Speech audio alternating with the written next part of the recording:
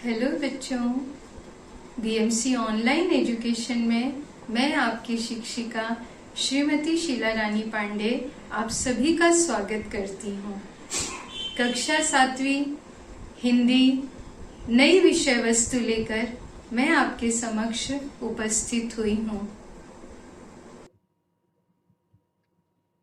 तो मित्रों, आज का हमारा प्रकरण है पद और मैं आपकी शिक्षिका मित्र श्रीमती शीला रानी पांडे। बाल भारती पुस्तक से दूसरी इकाई कक्षा 7वीं प्रकरण 8 पद। आज का यह प्रकरण मुझे प्रस्तुत करने में आपके सामने बहुत खुशी हो रही है। इसमें हम देखेंगे कुछ प्रमुख संत कवियों की रचनाएं, जिनमें है दादू जी, मीराबाई, गुरु नानक देव, रसखान जी, रैदास जी और वृंद जी। पढ़ो और समझो हमारी कृति है प्रकरण 8 पद।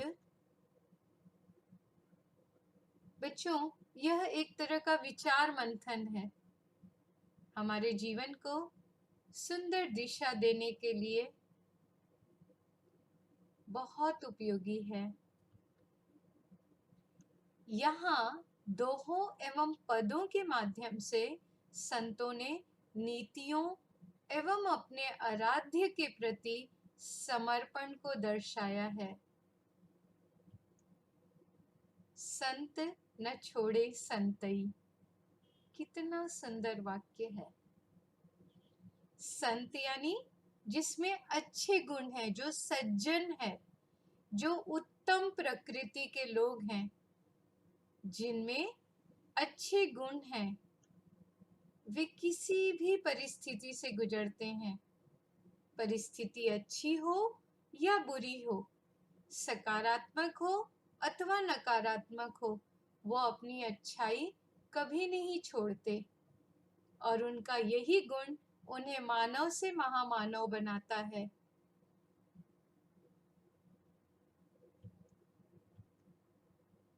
सबसे पहले हम आपके सामने परिचय दे रहे हैं संत कवि दादू दयाल जी का। आपका जन्म फागुन माह में सन 1544 में हुआ था। ऐसी मान्यता है कि आपका जन्म गुजरात अहमदाबाद के किसी स्थान पर हुआ था।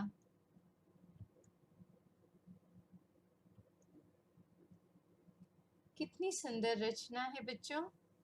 आप इसका अर्थ समझेंगे तो आपको बहुत अच्छा लगेगा और आपके जीवन को एक प्रकाश मिलेगा।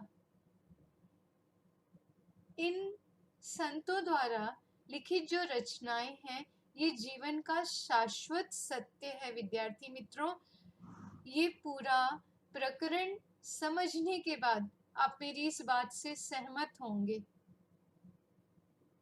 और मैं आपको एक बात और बताना चाहती हूँ कि जब भी आप असमंजस की स्थिति में होंगे, इन संत कवियों को पढ़िएगा, आपको एक सुंदर पथ मिलेगा। दादू जी की रचना देखते हैं। घीव दूध में रमी रहिया, व्यापक सबही ठौर, दादू बकता बहुत है, मथी काढ़े ते और। सब हम देखिया सोधी करी, दूजा नहीं आन, सब घट एके आत्मा, क्या हिंदू मुसलमान। अर्थ समझते हैं बच्चों। संत कवि दादू दयाल जी कह रहे हैं, घीव दूध में रमी रहया। जिस तरह से दूध में घी का अस्तित्व रहता है, घी दूध में मग्न रहता है, उसी तरह से परमात्मा, हम उसे कोई भी नाम दें, हम उसे ईश्वर कहें, खुदा कहें, गॉड कहें, ब्रह्म कहें, परम ब्रह्म कहें, आप उसे कोई भी संज्ञा दीजिए, वो उसका अस्तित्व सभी स्थान पर है। जिस तरह से घी दूध में मग्न रहता है, वही उसी प्रकार ईश्वर हमारे आसपास, वो परमात्मा हमारे आसपास सभी स्थान पर उसका अस्तित्व है। दादू बकता बहुत है, मथी खाड़े ते और। दादू जी कहते हैं कि उस परमात्मा की व्याख्या के लिए लोग तो बहुत बड़ी बड़ी बातें करते हैं, लेकिन जो उसे मथ कर अलग कर ले, ऐसे लोग विरले होते हैं। थोड़ा और सरल अर्थ में समझते हैं विद्यार्थी मित्रों कि उसकी व्याख्या तो, उस परमात्मा की व्याख्या तो हर कोई करता है, लेकिन जो उसकी सत्य स्वरूप को समझ ले, उसका जीवन ही बदल जाता है। सब हम देखिया शोधी करी, दूजा नहीं आन। संत कवि दादू दयाल जी कह रहे हैं कि हम सब ने शोध कर करके, उसकी खोज कर करके देख लिया, मैं उसमें समाया हूँ और वो मुझ में समाया है। हम दोनों में कोई भी अंतर नहीं है, हम दोनों एक दूसरे से अलग नहीं हैं। सब घटे एके आत्मा, क्या हिंदू क्या मुसलमान। हर एक चरित्र में, हर एक व्यक्तित्व में, आपके आसपास जो कुछ है, सब में एक ही आत्मा का अस्तित्व है।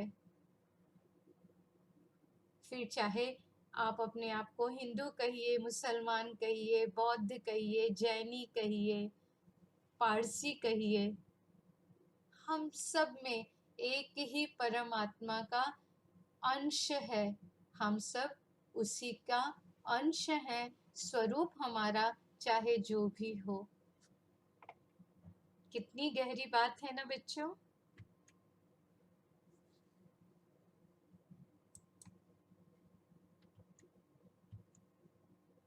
दादू जी की कुछ और रचनाएं मैं आपके लिए लाई हूँ। जब आप फ्री होंगे इसे पढ़िएगा, समझिएगा। दादू इस आकार थे दूजा सुषिम लोक, ताथे आगे और है तहुआ हरीश न शोक।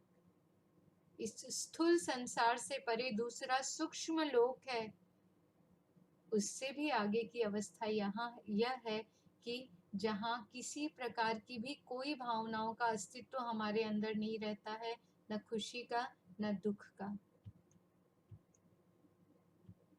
विद्यार्थी मित्रों, ये कुछ रचनाएं अर्थ के साथ मैंने आपके लिए यहाँ रखी हैं। पढ़िएगा, समझिएगा और जीवन में इससे सीख लीजिएगा। हमारी अगली संत कवि हैं मीराबाई। मीराबाई कृष्ण भक्त की अनन्य भक्त थी।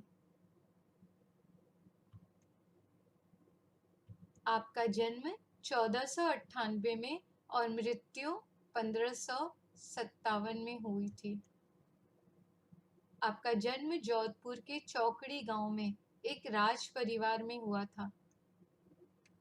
आपका ब्याह भी राज परिवार में हुआ था, लेकिन कृष्ण भक्ति का ऐसा आनंद आपके सिर चढ़ा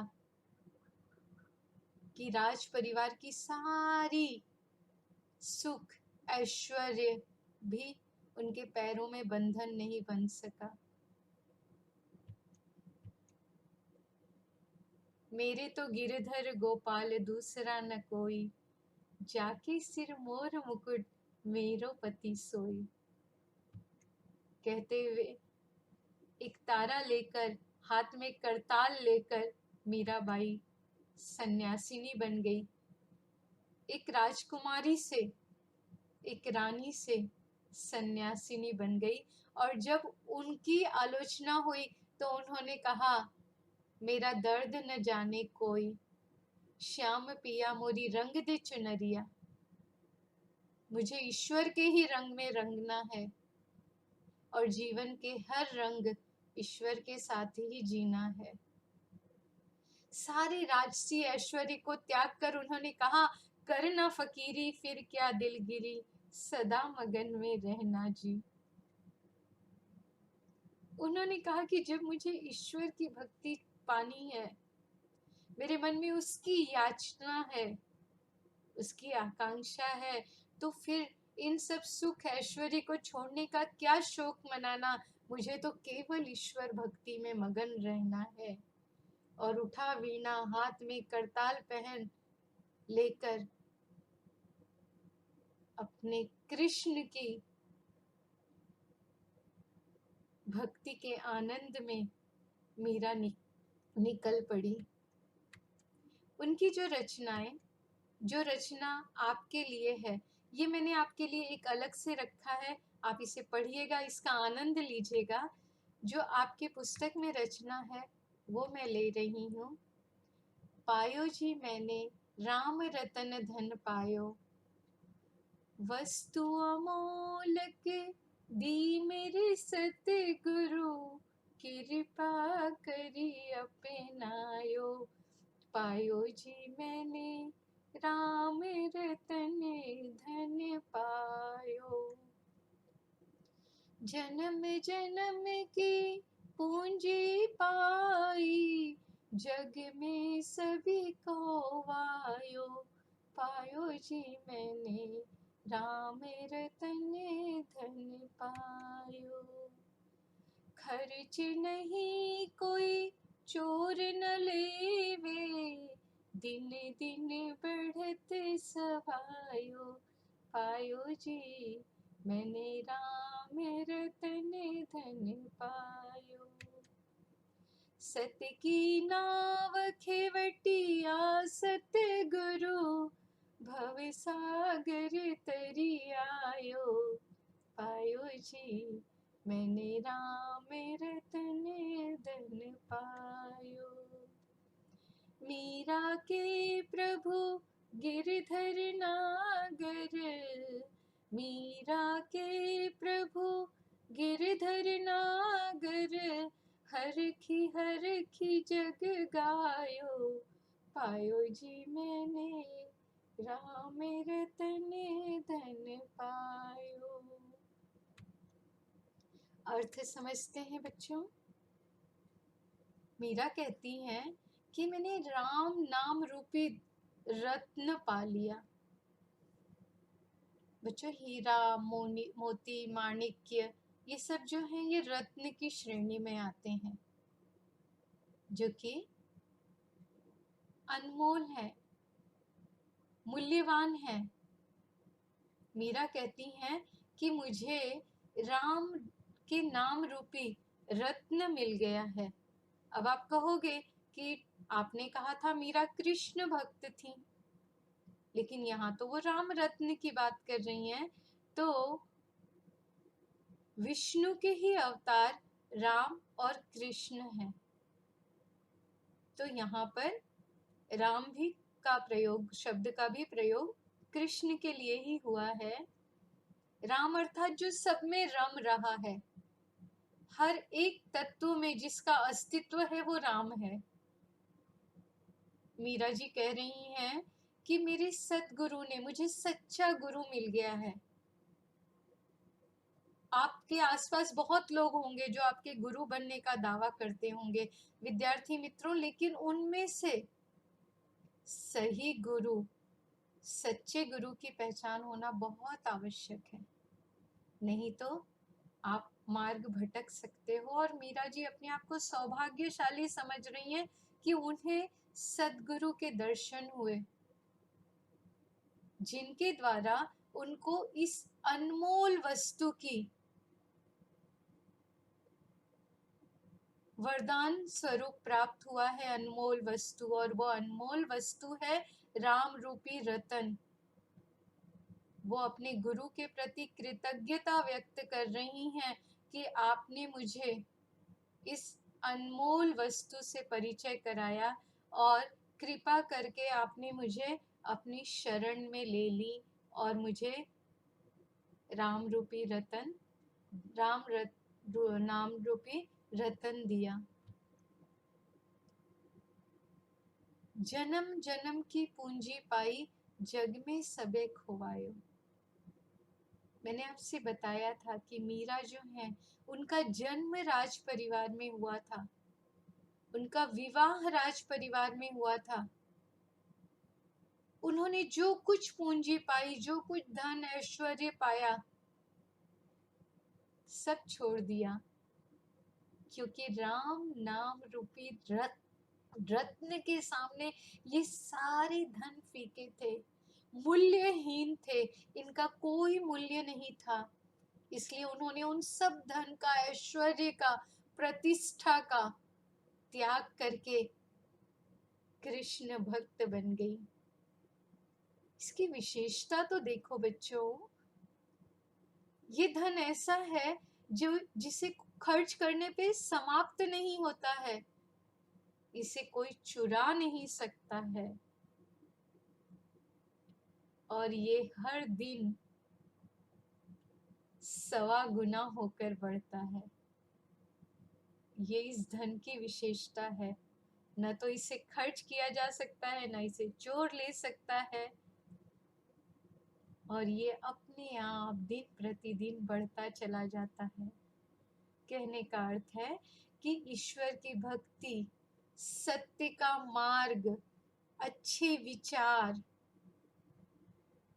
सुंदर जीवन का जो मार्ग है, ये ऐसा है, आपके अंदर की जो सुंदरता है, आपके अंदर के जो उच्च विचार हैं, उत्तम संस्कार हैं, ये खर्च करने पर और बढ़ जाता है, और इसे कोई भी आपसे चुरा नहीं सकता है। सत्य की नाव खेवटिया सतगुरु, भव सागर तरी आयो। मीराबाई कहती हैं कि ये जो सत्य की नाव है, ये जो शाश्वत सत्य है, ये जो भक्ति है, ईश्वर के प्रति प्रेम है, उत्तम विचार है, उत्तम जीवन शैली है, इस संसार रूपी नाव के खेवनहार मेरे सतगुरु हैं, और उनके बताए रास्ते पर चलकर मैं संसार रूपी जो सागर है, भव सागर, संसार रूपी सागर को तैर कर आगे निकल जाऊंगी। कहने का अर्थ है बच्चों कि जब हम सही मार्ग पर चलते हैं तो हमें इस जीवन को जीना आसान हो जाता है। अगर हमारे विचार उत्तम है, हमारा आचार उत्तम है, हमारा आचरण अच्छा है, हमारा व्यवहार अच्छा है, तो हम इस जीवन को बहुत सरलता से, सुगमता से जी सकते हैं। मीरा कहती हैं, मीरा के प्रभु गिरधर नागर, हर खी जग गायो। मीरा कहती हैं कि मेरे तो प्रभु जो हैं, गिरी को धारण करने वाले, पर्वत को अपनी कनिष्ठिका पे, अपनी छोटी उंगली पर धारण करने वाले मेरे प्रभु, शहर में, नगर में रहने वाले मेरे प्रभु ऐसे प्रभु कि जब लोगों पर संकट आया तो पर्वत को अपनी उंगली पे धारण कर लिए और लोगों की रक्षा किए। और केवल मीरा नहीं उनके गुणगान गा रही हैं, संपूर्ण संसार हरखी हरखी हर्षित होकर, आनंदित होकर, खुश होकर उसके गुणगान को गा रहा है। हर कोई उस पर वारी जा रहा है, हर कोई उस पे बलिदान स्वयं को कर रहा है। कितनी सुंदर रचना है ना विद्यार्थी मित्रों। हमारे अगले संत कवि हैं गुरु नानक जी। आपका जन्म 1469 ईस्वी राय भोए की तलवंडी ननकाना साहिब, जो कि अब पाकिस्तान का हिस्सा हो गया है, उस समय वो हमारे भारत देश का हिस्सा था, आज वो हिस्सा पाकिस्तान में चला गया है। तलवंडी ननकाना साहिब में हुआ था। आपकी माताजी का नाम तृप्ता जी था, पिताजी का नाम महता कालू जी, बहन का नाम नानकी जी हुआ और आपका विवाह 1487 में हुआ था। बच्चों, संतों के लिए कहा जाता है रमता जोगी बहता पानी। गुरु नानक जी ने पूरे देश का, आसपास के क्षेत्रों का भ्रमण किया और जहां से जो कुछ उन्हें अच्छा मिला, जिसके द्वारा भी अच्छा मिला, उन सब का संग्रह करके उपदेश के रूप में, एक धरोहर के रूप में वो हमें देकर गए। उन्होंने लोगों को उपदेश दिया, ना कोई हिंदू है ना मुसलमान है, सभी मनुष्य हैं, सभी समान हैं। ये पूरी दुनिया कठिनाइयों में है, लेकिन जिसे खुद पर भरोसा है, आत्मविश्वास है, वही विजेता बनता है। हम मौत को बुरा नहीं कहते यदि हम जानते हैं कि वास्तव में मरा कैसे जाए। विद्यार्थी मित्रों, यदि देश की रक्षा करते हुए किसी उच्च विचार को, किसी आदर्श को लेकर हम मृत्यु का भी वरण कर लेते हैं, तो वो मृत्यु भी एक उत्सव बन जाता है। गुरु नानक जी ने ये बात हमें समझाई थी। भगवान एक है लेकिन उसके कई रूप हैं, वह सभी का निर्माण करता है और वो खुद मनुष्य का रूप लेता है लोगों को मनुष्यता सिखाने के लिए। ये विचार भी मुझे बहुत सुंदर लगा विद्यार्थी मित्रों, इसलिए मैं आपके साथ बांट रही हूँ कि अगर किसी दूसरे का दुख देखकर आपको भी दुख होता है तो समझ लेना भगवान ने आपको बनाकर कोई गलती नहीं की। सामान्य शब्दों में कहूँ बच्चों, तो हमें संवेदनशील बनना चाहिए। दूसरों को दुखी देखकर हमारी संवेदना जागनी चाहिए और हमें उसकी सहायता के लिए आगे बढ़ना चाहिए। और विचारों में भी, अपनी सोच में भी किसी को दुख देने की कल्पना नहीं करनी चाहिए। कितनी ऊंची बात सिखा गए हमें गुरु नानक जी। आइए उनका पद देखते हैं जो आपकी पुस्तक में है। जो नर दुख में दुख नहीं माने, सुख स्नेह अरु भय नहीं जाके, कंचन माटी जाने, नहीं निंदा नहीं स्तुति जाके, लोभ मोह अभिमान, हरस शोक ते रहे नियारो, नाही मान अपमान। गुरु नानक जी हमें संदेश दे रहे हैं कि जो नर दुख में दुख नहीं माने। बहुत गहरी बात है बच्चों, इसका अर्थ बहुत सरल है, लेकिन इसे जीवन में अपनाने के लिए बहुत आत्मचिंतन की आवश्यकता है। सामान्य स्थिति में विद्यार्थी मित्रों, जब हम दुखी होते हैं, हमारे ऊपर कोई संकट आता है, तो हम एकदम निराश होकर बैठ जाते हैं। और जब हमें थोड़ी सी खुशी मिल जाती है, तो हम अपने आप को बहुत अहंकार में डुबो देते हैं।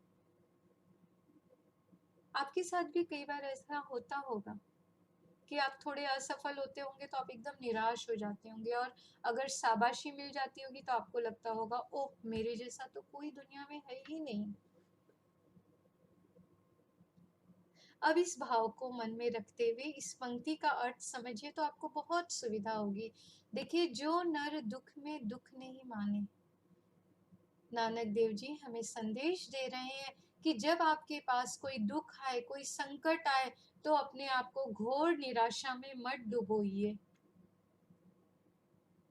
सुख स्नेह अरु भय नहीं जाके। जब आप सुख में आए तो एकदम गुब्बारे की तरह मत फूलिए, और अनावश्यक भय को अपने अंदर शासन मत करने दीजिए। हम डरते हैं, गणित का सवाल नहीं कर पाया तो, परीक्षा में फेल हो गया तो। नानक जी कहते हैं कि जब भी आप कुछ कीजिए, आत्मविश्वास के साथ कीजिए, और जितनी संवेदनाएं हैं, चाहे वो दुख हो, चाहे सुख हो, चाहे आनंद हो, भय हो, शोक हो, किसी के प्रति क्रोध हो, इन सबको अपने मस्तिष्क पे शासन मत करने दीजिए। आप उनके नियंत्रण में मत जाइए, उनको अपने नियंत्रण में रखिए। और जो नर, जो मनुष्य इस तरह से अपने भावनाओं को आत्म अनुशासित करता है, किसी प्रकार के लोभ में नहीं फंसता है। कंचन का अर्थ होता है सोना, स्वर्ण, और माटी का अर्थ होता है मिट्टी। जो दूसरों के स्वर्ण को, दूसरे के ऐश्वर्य को मिट्टी के समान मानता है, याद रखिएगा, मैं यहाँ कह रही हूँ दूसरों के। आपके पास जो ऐश्वर्य है उसको आप पूरा उपभोग कीजिए, लेकिन दूसरों के ऐश्वर्य को देखकर, दूसरों की धन संपत्ति को देखकर अपने मन में लोभ मत आने दीजिए।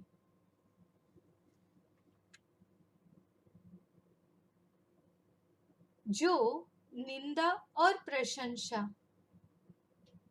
को एक ही तरीके से स्वीकार करता है, अगर आपकी कोई बुराई कर रहा है तो भी आप अपने आप को विचलित मत कीजिए, कोई आपकी बहुत अधिक प्रशंसा कर रहा है तो भी गुब्बारे की तरह मत फूलिए। तो ऐसा मनुष्य जो दुख में दुखी नहीं होता है, सुख स्नेह भय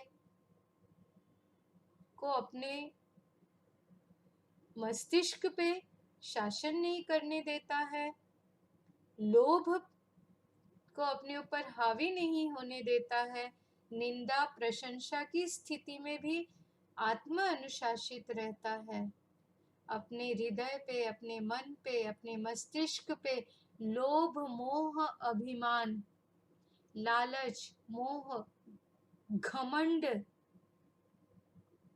जैसी जो नकारात्मक भाव है उनको शासन नहीं करने देता है, दुख और सुख में संयमित रहता है, संतुलित रहता है। ऐसे लोग जग से न्यारे होते हैं, जिन पर मान और अपमान का भी कोई प्रभाव नहीं पड़ता है। ऐसे सामान्य नर भी महामानव बनने की क्षमता अपने अंदर रखते हैं। और विद्यार्थी मित्रों, ये गुण बहुत चिंतन मनन करने के पश्चात, बहुत आत्मा अनुशासन के पश्चात हमारे अंदर आता है। वृंद के दोहे।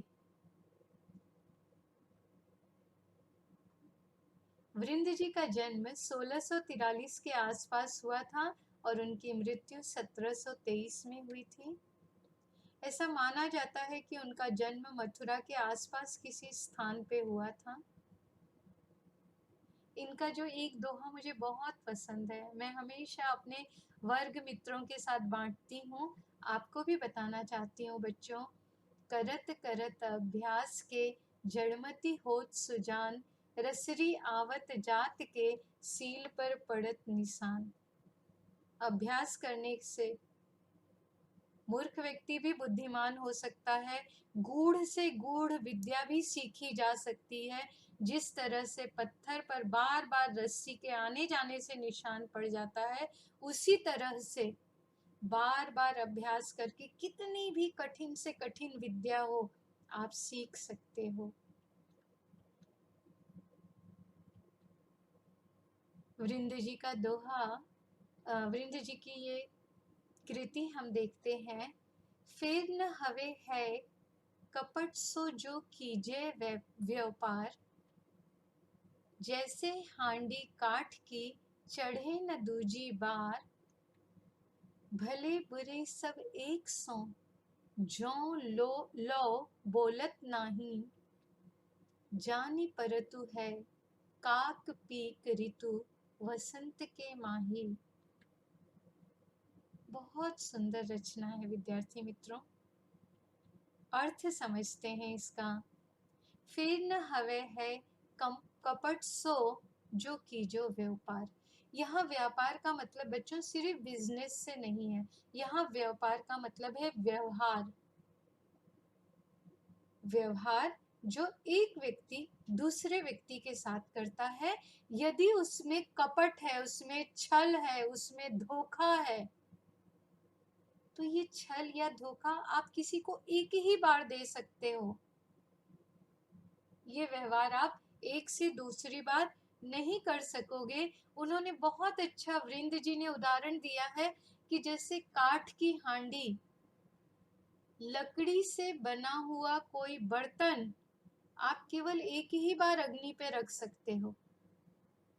आग पे लकड़ी का यदि कोई बर्तन आप एक बार रखोगे तो वो जल जाएगा, दोबारा आप उसका प्रयोग नहीं कर सकते हो। उसी तरह से अगर आप रिश्ते नाते में किसी के साथ व्यवहार करते समय यदि छल कपट करते हो, उसे धोखा देते हो, तो ये केवल एक ही बार कर पाओगे।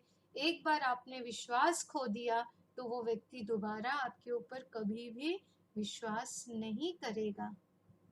वृंद जी हमें ये बहुत बड़ा नैतिक मूल्य देना चाहते हैं कि जब आप किसी के साथ व्यवहार कीजिए, कोई रिश्ता नाता बनाइए, तो उसके साथ कभी भी छल या कपट मत कीजिए, उसे धोखा मत दीजिए। अगली रचना देखिए बच्चों। भले बुरे सब एक सो जो लो बोलत नाही। एक यूरोपियन विचारक हैं, उन्होंने एक जगह एक पंक्ति कही थी बच्चों, जो मुझे याद आ रही है कि व्यक्ति जब अपना मुंह खोलता है तो वो अपना व्यक्तित्व दर्शाता है। ये बात वृंद जी ने हमें कई शतक पहले कह दिया था कि व्यक्ति जब तक बोलता नहीं है तब तक उसकी भलाई और बुराई का परिचय नहीं हो पाता है। सारे मनुष्य एक जैसे लगते हैं, सारे सजीव, सारे प्राणी एक जैसे लगते हैं जब तक वो अपना मुख नहीं खोलते हैं। जानी परतु है काक पीक ऋतु वसंत के माही। काक का मतलब होता है कौवा और पीक का मतलब होता है कोयल। बाह्य दृष्टि से देखने पर कौवा और कोयल एक जैसे दिखते हैं, लेकिन जब वसंत ऋतु आती है और कोयल अपना सुर छेड़ती है, तो कौवे और कोयल में क्या अंतर है, ये स्वतः ही अपने आप ही स्पष्ट हो जाता है।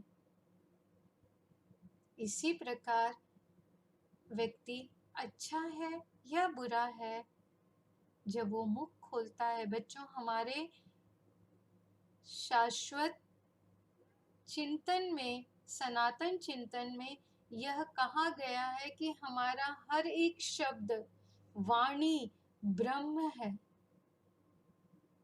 ईश्वर तुल्य है।